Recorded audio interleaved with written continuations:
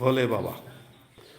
এবার অবশ্যই অবশ্যই যারা বাসতলা মহাশ্মশানের শিব মূর্তি দেখেননি এবং মায়ের মূর্তি যারা দেখেননি তারা অবশ্যই অবশ্যই কে কোথা থেকে আপনারা দেখছেন অবশ্যই কমেন্ট করে জানাবেন এবং ভিডিওটি বেশি বেশি শেয়ার করে দেবেন যাতে সবাই মায়ের এই মূর্তিটি দেখতে পারে এবং শিব সাথে ব্রহ্মাজি আছে।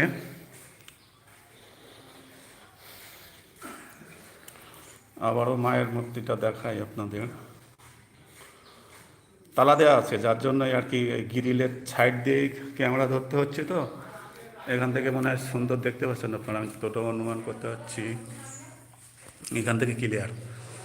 এই দেখুন বাসতলা মায়ের মন্দির। বাসতলা খুবই জাগ্রত মা, আপনারা মায়ের কাছে সবাই প্রার্থনা করুন অবশ্যই।